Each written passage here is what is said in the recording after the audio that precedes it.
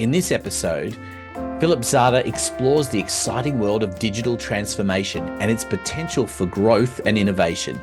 Explore the art of choosing the right technology for your organization, bypassing the buzzwords, and making informed decisions that drive growth and innovation.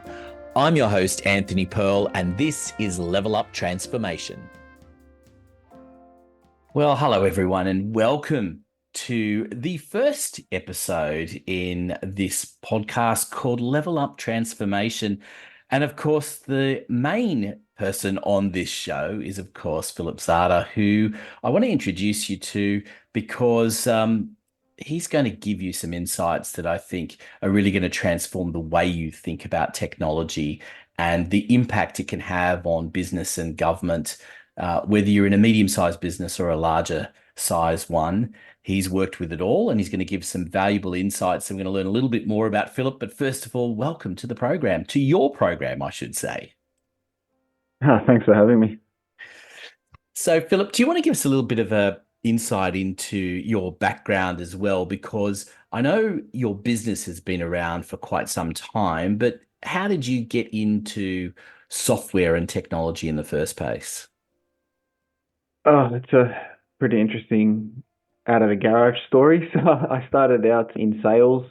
I was sitting in a sales position in a company in Sydney that, we were using PDF forms to capture data.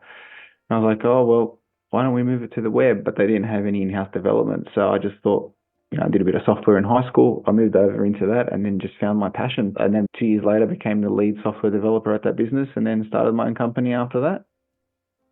And it's not an easy thing being in business, and particularly when you're getting into that software and technology space. So how do you build that up and start to compete? Because that's in itself a huge challenge.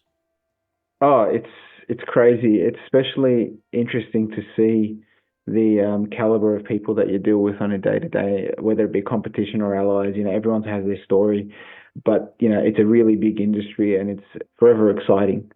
Starting it is not easy. Keeping going is even harder because there's obviously different trends, different changes in markets. Everything changes, but you just got to be able to go with the flow in a sense. Yeah, and I suppose when you're in the space that you're in as well, you've got this challenge of trying to keep on top of the technology and software yourself, don't you? I mean, that is such a big space on its own. Oh, it's huge. I think I'm in a constant state of FOMO. Every time there's a new article that comes out about a new piece of technology or some analysis piece or some news piece, it's like, oh, should we learn it? Is it worth it? And it's just finding that right balance of what you can take on without losing yourself in just the mess of it all. Yeah, because that is the thing, isn't it? It's staying one step ahead, but having that enough knowledge to be able to understand what's going to be relevant and what's not. Because, the amount of development that's happening in the technology space is, I mean, no one could possibly keep up with all of it. Oh, it's crazy. Like say 18 months ago, we were all talking about Web3 and, blockchain, and now that's completely died off and everyone's in AI. It just completely changes and changes so quickly with market trends. But it's interesting when you've been in the game as long as I have, you kind of see the commonalities between the tech because it's very similar to an old analogy, like in relation to a car. The concept of a car has been around for years, for decades. The fundamental principles of a car are the same. It's just the different features, the way they've built the car. And that's what's changed. The technologies, especially software, it applies the very same principles to it. Yeah, it is that, much like a car, isn't it? It's knowing what are the right things to pick and choose from that are going to become the staples versus what are the things that don't matter as much. And I mean, some of us can remember when seatbelts weren't compulsory. You can certainly remember when, ABS wasn't in place and airbags weren't a thing. And now it's just a case of they're compulsory and how many. You wouldn't have wanted to have bought one of those cars that decided, no, I didn't really need that, because we've never had it before, and then suddenly find yourself on an asset that is just so far behind that it doesn't become saleable in the future. Yeah, that's right. And it's also about picking the right tool for the job, really. You wouldn't buy a two-seater Ferrari if you got a family of six kind of thing, because then it comes down to what can you use and what are you going to be using in a foreseeable future, and applies very much so in the technology space as well. Yeah, which is an interesting case, isn't it? Because there can often be this overriding idea that because it costs more, it must be better, and therefore you should just aim for the top one. But that's not always the case, is it? Because a lot of software is not, it is about choosing what is right for you. And just because this one you could pay a fortune for, it has all the bells and whistles, doesn't mean that's what you need and what you should be aiming for.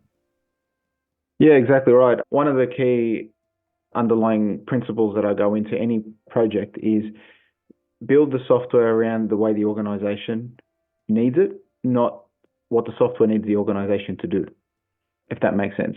So it's along the lines of, can this technology stack that I'm bringing in solve the problem that I have now and what I need to solve, rather than, okay, it solves a little bit of it, but then it gives us all these extra features which we're not necessarily going to use, but we're paying top dollar for. And, is there alternatives? Like, obviously, everyone knows about open source, and can you substitute something with open source? But obviously, open source takes more of a commitment to actually keep it going. And that's where you have to strike that balance. Yeah, I think it brings an interesting point as well, is that, often we can be led by brands who, for one reason or another, have taken up the biggest amount of airspace. And ChatGPT is a good example, right? It's not the only AI source that exists, yet it is the brand name that everybody knows the best. Does that mean that that's the one that you should be using or not? And I think that's requires some consideration, doesn't it? 100%. Like, don't get me wrong, there are some really good proprietary technologies out there that are fantastic for certain scenarios, but in some cases, they might not fit the mold. So you need to be able to blend and mix and pivot comfortably. Having the best brand name, yes, you could get the assurance of, oh, it's, I've gone and bought a BMW or a Mercedes. If we go back to the car analogy, it's going to be a pretty sturdy car. But then so is a Toyota. You know what I'm saying? And it comes down to what's really going to work for you within your constraints. And everybody's different. Some people will have the budget to have a full-time support development team. Some people won't. Some don't want to. They want to move away from that. It's all contextual. And just a reminder that this podcast is made possible by Zedware, software development and consulting solutions to help increase efficiency in your business. For information on how to get in contact with Philip and the Zedware team, go to zedware.au. Of course, look in the show notes for more information and don't forget to subscribe. Now back to the podcast. Yeah, and it is about being led by the right things, as you say, the context of what is right for your business and your audience, as opposed to I'm going to mention a buzzword in talking about buzzwords, but the cookie cutter approach. And by buzzwords themselves, it's suddenly, because AI itself became this buzzword, didn't it? In probably late 2022 into 2023. And it's continued to gather momentum. But is that the right thing for your business? Do you need it or not? Which one do you need? Are you just thinking about this because it's a buzzword? And are you just fitting it in because you think you should?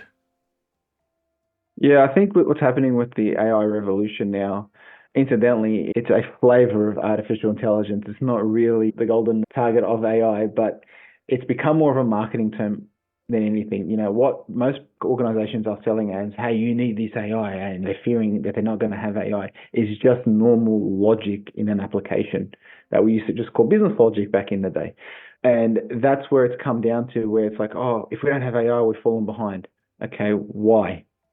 Nobody ever asked the question, why would we fall behind? What are we missing out on? Is it going to save us a couple of heads in resources? But then we've got to bring somebody on who knows the AI tech to be able to maintain it. So you really have to find out, where is it going to fit and what benefit it's going to give you. And going back in further to the buzz terms, you have to be just very cautious, because a lot of this buzz is led by these marketing companies that will profit from people taking up these techs. And that's what you need to be cautious about, because yes, it could save you that 2 or 3% of effort, or maybe even more, but it could actually be detrimental. We end up rolling back, and you've wasted all this money and all this, and you've lost resources and confidence, and that's going to be harder to come back from. Yes, and that's an important point, isn't it? It is about understanding when you go down a path of technology, whatever that is, that you have to understand that it's going to be a learning curve involved in doing it. There's going to be an investment of time and energy and potentially some additional resources involved in it. And it's whether ultimately it's going to get you further in front or not if you'd have kept going on this similar path or chosen a different piece of technology. Yeah, and not being afraid to pivot, I think, is the key thing, and being in a position that you can pivot, especially when you're dealing with technology. Like if you're going to go down a pathway where it's like, okay, we're going to be locked in for the next 2 years building out this stack. We bought a piece of software, but then we've got to customize it. There's a risk right there. You can't. What if in 12 months' time, hey, AI 2.0 has come out and that solves your problem? What do you do then? Have you just wasted 12 months of investment? Have you not? How hard is it for you to make changes? And that should be one of the underlying, effectively, guide rails when you're working on those type of decisions. Yeah, it's a challenging one, isn't it? Because Mm. there's again, we've talked about AI, but there's so much out there in terms of software overall, and there are so many buzzword terms and things that have gathered momentum.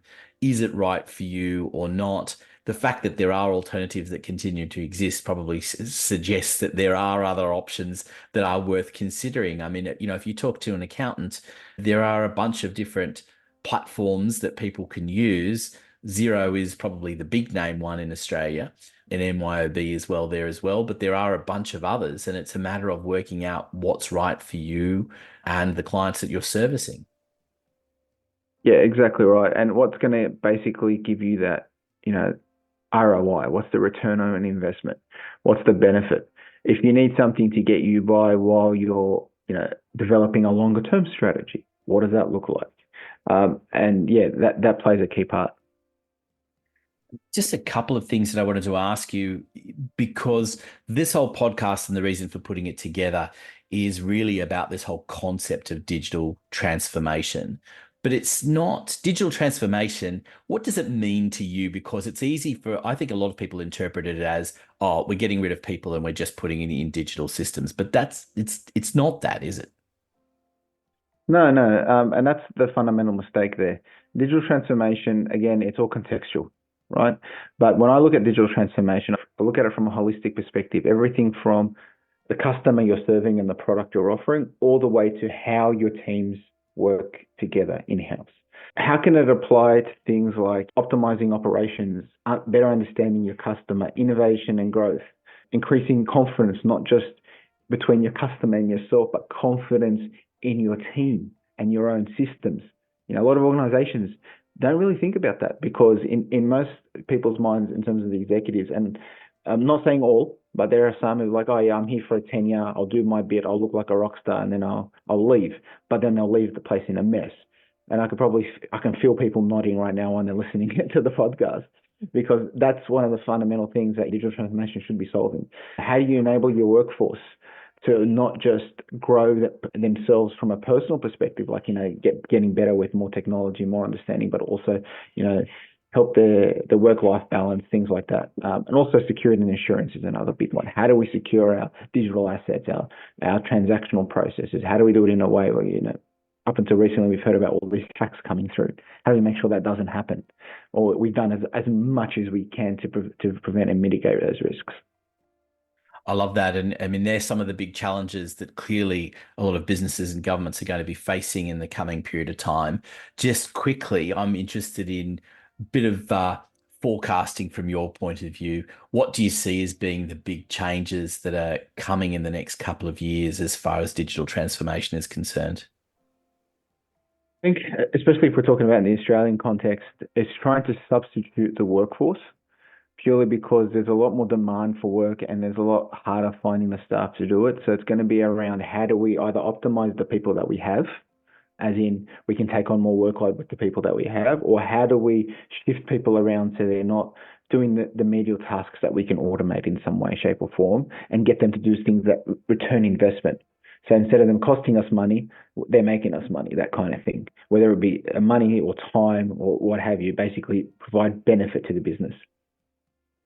I love that. And I think in future episodes, I know we're going to talk to that human transformation that really happens alongside of that digital transformation. It's an important point, isn't it? That this is about moving humans with the technology. Yeah, correct. Because it used to be everyone's had the past experience. Oh, we used to watch movies. Oh, these jobs were replaced by robots and things like this, and it's in people's mind.